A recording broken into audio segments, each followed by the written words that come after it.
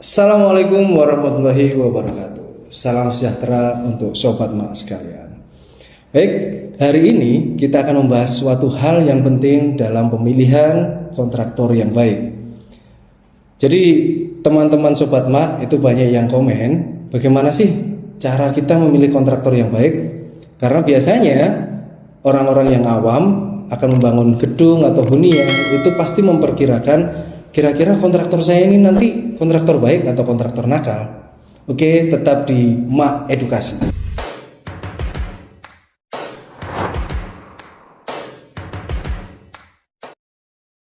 Baik, untuk poin yang pertama adalah legalitas.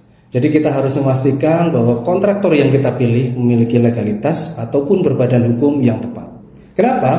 Karena jika ada hal-hal yang merugikan kita bisa menuntut mereka melalui jalur hukum. Dalam legalitas yang mereka tawarkan atau yang mereka tunjukkan, itu di situ pasti jelas tertera siapa dewan direksinya, dan dari situ kemana kita menuntut melalui jalur hukum akan semakin jelas. Kemudian dari legalitas kita juga bisa mengetahui bahwa kontraktor yang kita pilih memiliki keseriusan di bidang tersebut.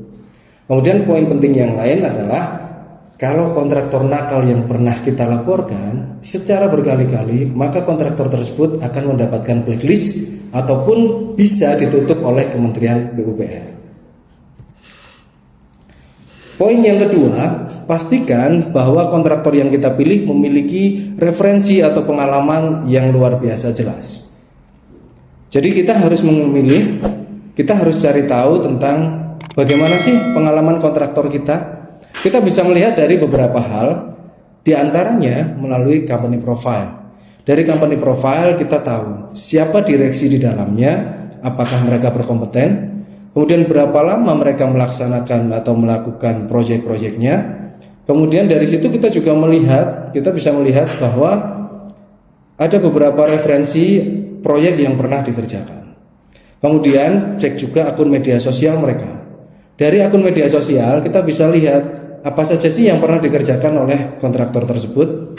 Proyek di akun media sosial biasanya akan terlihat dengan lebih jelas daripada dari company profile. Kemudian jangan lupakan bahwa kalau kita ingin memilih kontraktor, cari informasi dari klien yang pernah menggunakan jasa kontraktor tersebut. Karena secara tidak langsung track record dari kontraktor yang kita pilih akan direkomendasikan dengan baik oleh klien yang pernah menggunakan jasa tersebut. Kemudian yang terakhir, jangan lupa kita juga bisa minta rekomendasi dari orang-orang yang memang ahli di bidang konstruksi. Kita bisa bertanya, Pak, bisa nggak merekomendasikan kontraktor-kontraktor yang memang ahli di bidangnya?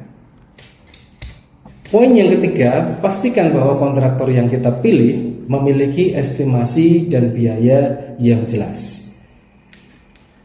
Untuk poin yang ketiga ini, biasanya sebelum kita melaksanakan proyek atau sebelum kita memilih kontraktor tersebut akan memberikan kita surat perjanjian kerjasama atau biasa disebut SPK.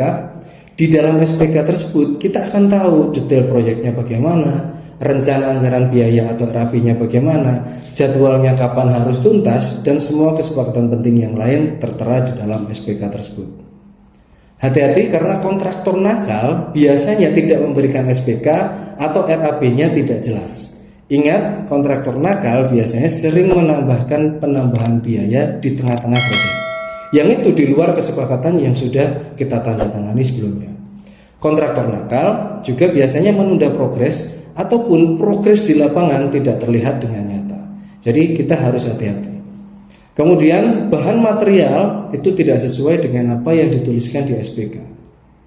Kemudian poin yang paling penting dalam estimasi biaya dan waktu adalah penawaran yang diajukan oleh kontraktor nakal biasanya sangat murah. Nah, dari situ kita sudah harus berhati-hati.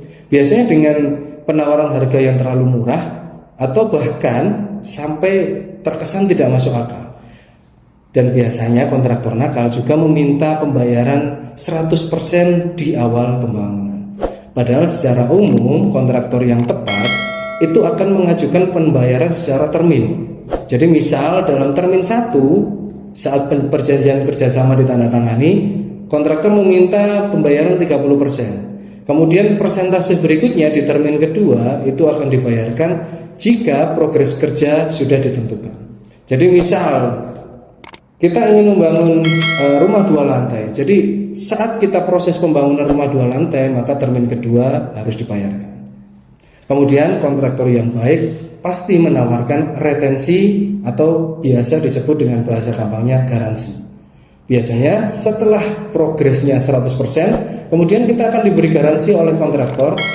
Setelah waktu garansi tuntas, disitulah pelunasan harga atau pelunasan biaya proyek baru akan dibayar. Oke, poin terpenting dalam memilih kontraktor yang terakhir adalah pastikan bahwa kontraktor yang kita pilih memiliki komunikasi yang baik. Kenapa harus komunikasinya baik? Karena namanya manusia ya, klien itu biasanya dalam progresnya memilih, kok ada sesuatu hal yang janggal. Nah, di situ kita bisa tanyakan langsung kepada kontraktornya. Dan jika kontraktor menjawab secara terbelit-belit, jika kontraktor menjawab dengan waktu yang sangat lama dan kurang komunikatif, bisa dipastikan kontraktor tersebut adalah kontraktor yang nakal. Jadi pastikan bahwa kontraktor yang kita pilih memiliki kemampuan komunikasi yang baik, tidak berbelit-belit, dan bisa menjawab dengan reflektif. Oke, mungkin itu untuk konten Mak Edukasi hari ini. Jika kalian merasa konten ini bermanfaat, silahkan share ke teman-teman yang mungkin ingin membangun gedung dan hunian. Dan jika kalian ingin mendapatkan informasi terkait konten-konten edukasi yang lain, tetap ikuti konten Mak Edukasi. Jangan lupa subscribe channel ini. Oke, ketemu lagi di konten berikutnya. Sampai jumpa, Mak Edukasi. Assalamualaikum warahmatullahi wabarakatuh.